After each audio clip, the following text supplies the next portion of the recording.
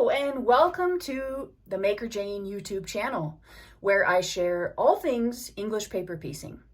My name is Janie, and as you can see on the table here, we are going to be discussing needle minders in this video. Let's go ahead and get right into it. Before we do, I'm going to give you a quick summary of what we'll be covering. The first item is obviously, what is a needle minder? So we'll be talking about what they are and how they work. We will also go over why an English paper piecer or a hand quilter might want to use a needle minder. And then lastly, we'll talk about, specifically relating to English paper piecing, the different ways that you can use a needle minder in your stitching as you're working on your projects. So let's go ahead and get started. First of all, what is a needle minder? Well, the ones I have here are examples from the ones that I have made personally. And these are just some examples of what are in my shop. And if you'd like to see more needle minders after this video, I will be putting a link down below in the description to my shop, so you can go check out all the other needle minders that I have over there. But basically, what a needle minder is it is a way for you to be able to mind your needle. If you're an English paper piecer, then you already know that mid-project, you may need to put your needle down to go do something. And at least for me, if I'm sitting on the couch, oftentimes I will, in the past, just stick that needle right into the couch arm, or if I have a needle, a pin cushion nearby, which I usually don't, put the needle in the pin cushion. Now, if you're traveling, let's say you're on an airplane or in a car, and you don't have a pin cushion or you don't have something to press your needle into, that can become a little bit more challenging, and it becomes very easy to lose our needles, and then hopefully no one ends up stepping on them. But these can also be used for pins, because needles and pins are both metal, and the idea behind the needle minder is that it is magnetic. So the back of my needle minders all have a rare earth magnet, actually a pair of rare earth magnets. So you can see there are two right there on this one. One is attached to whatever the minder is that I've chosen as my minder. In this case, it's a vintage button that I found in my mother-in-law's sewing things that I inherited after she passed. And that's actually where I got all the idea for my needle minders, and most of these are made from vintage buttons or vintage pins. So anyway, there's one magnet attached to the back of the button or the pin, whatever it may be. And then there's a second magnet, which you can see here. These are very strong magnets, by the way. This one in particular is very strong because it's bigger than some of the other ones. But you can see there's two magnets here, and basically your work will go between the two magnets.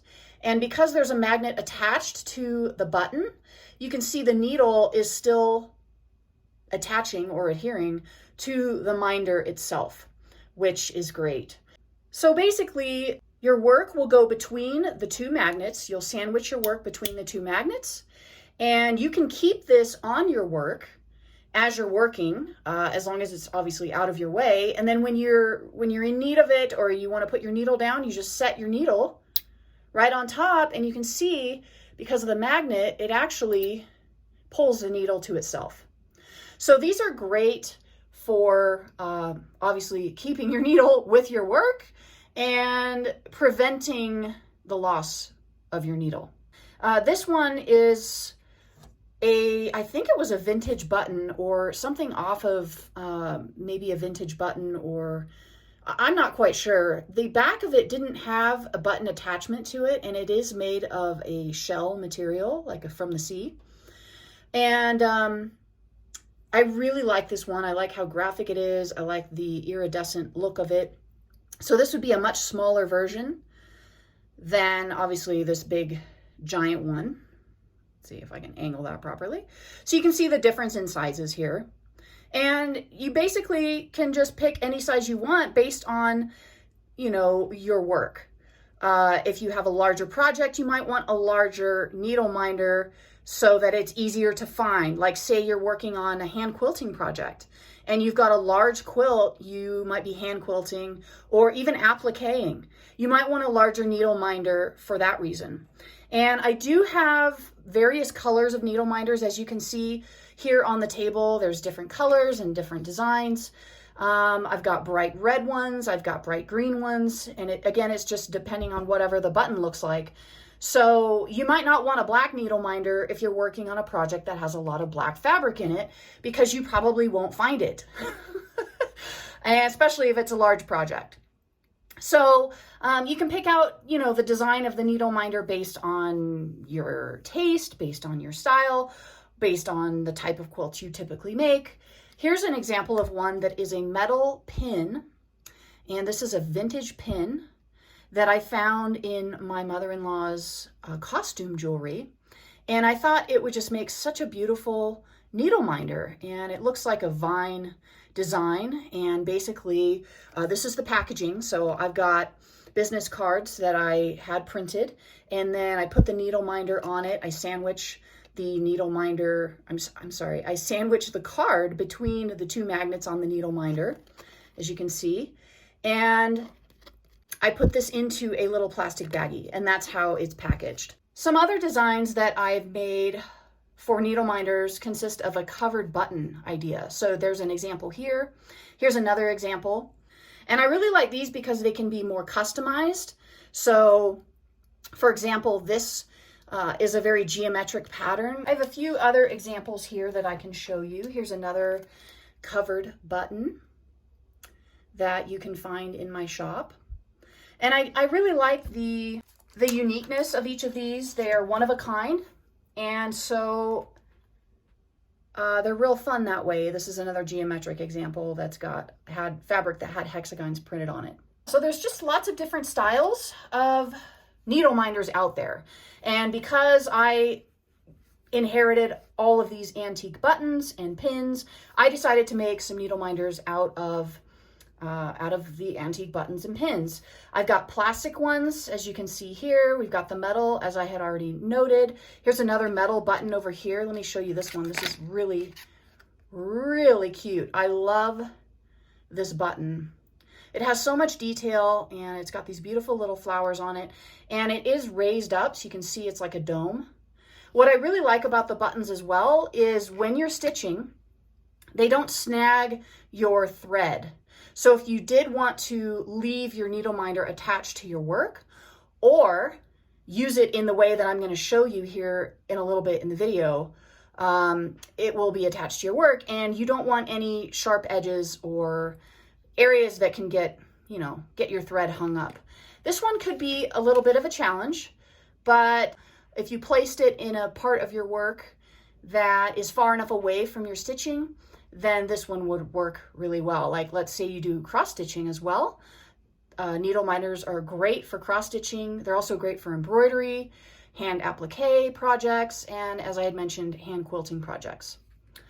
So those are just a few examples of what I have available in my shop. Again, you can check out the link down below, and that will take you straight to the shop and straight to the section that has all of the needle minders that I have in the shop right now.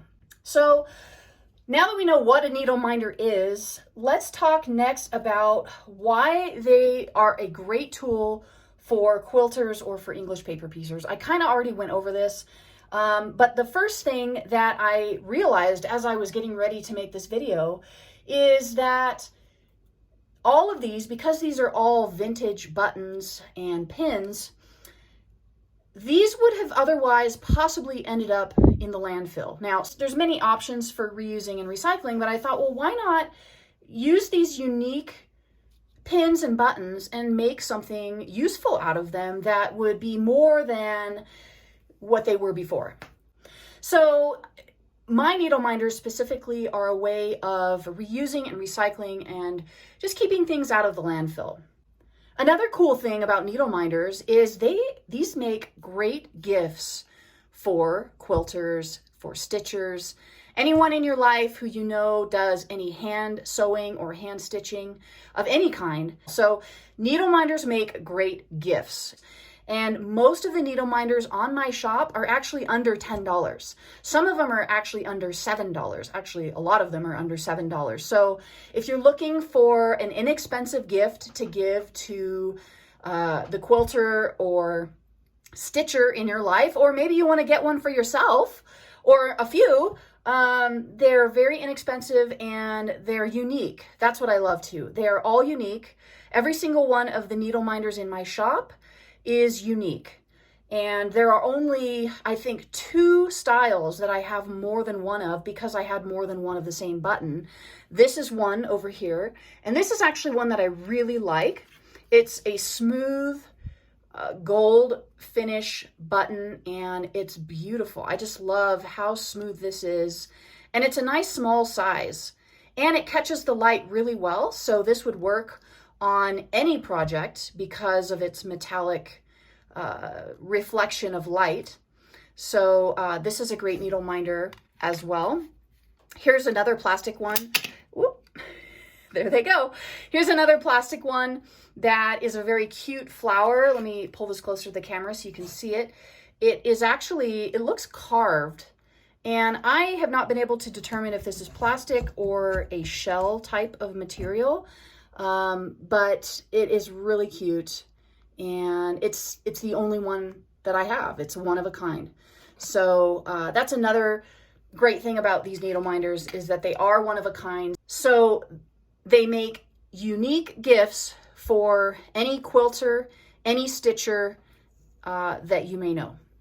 Okay, now that we've talked about what a needle minder is and what makes needle minders so great, I want to move into showing you how I use needle minders. First off, let me show you just the general way that a needle minder is mostly used. And I'm using English paper piecing in my example, but you can use it the same way for any stitching project. So basically, here I have a project that I've been working on. And this is the start of a winter pattern that will be released soon, hopefully. Right now I'm in the making of this process. It'll be a free pattern and I will be making a video here. So if you're not yet subscribed, you may want to consider subscribing so that you can get notification of when I release that video. I'm expecting to release it sometime in December. This is a pattern that is going to be kind of winter themed, so it'll be a great thing to make during the holiday season and even after the holiday season if you want to make something that is winter themed in kind of winter colors. Anyway, so this is a project I've been working on, and when I put my project down, let me show you what I put my project into. I've got my little sewing box here, and this is just a box that I got from Cotton Cuts, one of my fabric subscriptions. And if you haven't seen any of my fabric subscription unboxing videos, I will link to the latest one up here. You can check that out. But anyway, I am a subscriber of a few different Cotton Cuts fabric subscriptions, and I save these boxes because they're perfect for EPP projects, as you can see. So these are some of the pieces for this project that I've been working on. And so when I am wanting to take a break from my project, whether I'm sitting on the couch, which is usually where I baste and stitch my pieces, I'll just set this down on the table or the arm next to me on the couch, and then I will throw this inside and let it sit there until the next time I want to go and work on it. Now, the only problem with that is if I were to, let's say that, I had just finished stitching, I don't have anywhere to stick my needle. So I've got a couple options. If I didn't have a needle minder, I could stick it in the couch, which may not be good for the next person that goes and sits down in that spot on the couch if they accidentally bump my needle and poke themselves, or if it ends up ripping the couch. You get the idea. I don't have a lot of pin cushions. As you can see, I don't have a pin cushion in here at all. So I could just throw it in there, but then I may end up stabbing myself trying to find that needle. If this gets shuffled around, as you can see, it doesn't take long to lose a needle in a box. So yeah, and I don't like sticking my needle through my work, especially English paper piecing, because there's papers under here, as you can see, and I just don't want to stick my needle through that. And it's also not a very good habit to get into, because depending on how long your needle sits in your work, whether it's English paper piecing or applique or embroidery, the longer your needle sits in the fabric, if you've punctured the fabric, how do I say this? The memory of the fabric and the needle making that hole in the fabric, it could create a hole that would be harder to close back up or hide once you've removed that needle. That's just my own opinion and my experience with some other types of needlework projects. So I prefer not to put my needle through my work for storage. So it's a great way, a great reason for a needle minder. So let me show you how needle minders work. This is a vintage button that I found in that collection that I had mentioned from my mother-in-law. So I attached a magnet to the back of the button, and basically you just put the front of your needle minder on the front of your work. You put the second button on the back of your work, and it will, when you let go of it close enough to your work, it will find the other magnet and automatically, grab a hold of it. So now you can see the needle minder is attached to my work without making any holes in my work, which I love. And then I simply drop my needle on there and drop that in my box, put the thread in, and now I can set this anywhere and be confident that I'm not going to lose my needle in my box, nor am I going to lose it, anywhere else. And if this happens to accidentally get outside of the box, I just tossed it over here and you can see the needle didn't go anywhere. So these are a really great tool to have for your stitching kit. So that's the typical way of using a needle minder. Now I want to show you another way that we can use needle minders specifically for English paper piecing. Usually what I've done in the past is I will use some clips. These are Wonder clips. There's different brands, there's different styles. There are ones that are really skinny on the tip. These are just the typical Wonder clip that you can find in your local quilt shop or online. Usually I use these to hold my pieces together. And then I would take my needle and thread and I would start at one end and I would work my way down, stitching my units together. The problem that I have found with clips, though, is they tend to not be tight enough. They're not, they've got a nice spring on them. They're pretty strong, but they do tend to allow the pieces to shift just a little bit. See how I'm shifting that just barely? As English paper piecers, as we start piecing larger and larger and larger or more and more pieces together, as you can see with this one, the work in our hands gets bigger and bigger and bigger, and it becomes more and more challenging to hold it in our hand, in a way that is going to keep everything straight while we're stitching. The papers that are inside of the English paper piecing cause the pieces to be a little bit stiff. And that's totally fine, that's totally normal. But the problem that I find is if I have to curve this in my hand, these clips don't seem to really do a good enough job, for me anyway, of keeping my seam lined up. So you can see, if I do that, see how easy it is for these seams to get misaligned? And that's not really a big deal. I can fidget with it, I can realign it, but I like to stitch as fast as I can, even though it's a slow stitching process. And it just makes it easier to stitch the edges when these are lined up, obviously.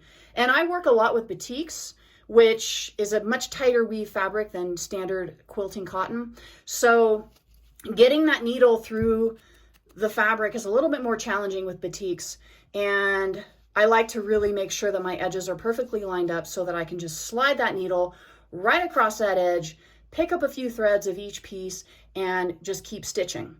So these have worked great, but they are not ideal in some cases, especially for me in using batiks. So I found an alternative way to use my needle minders.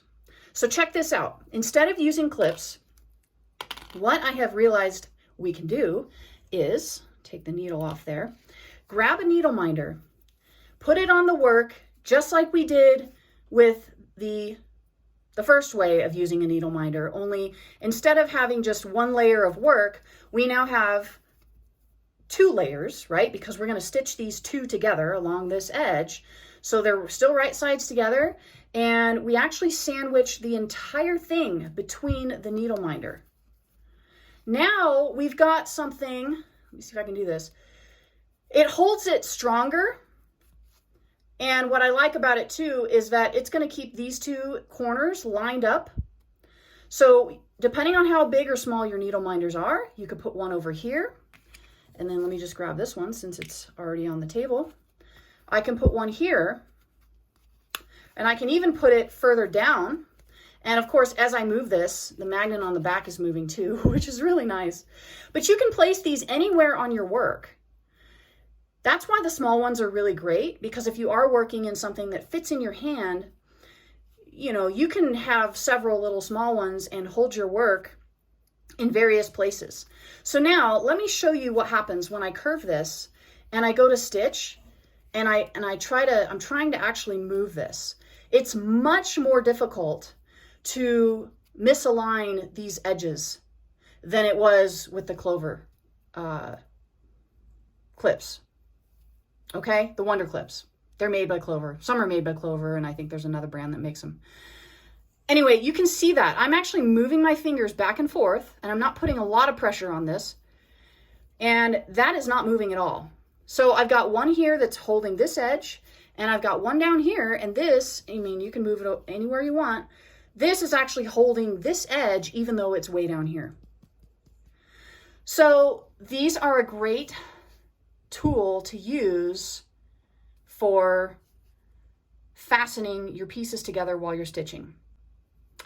So those are the 2 ways that I like to use needle minders for English paper piecing. I hope you enjoyed this video. We talked about, just to review, what a needle minder is, what makes needle minders great, and how to use a needle minder for English paper piecing. If you would like to leave a comment below, I'd love to hear your thoughts.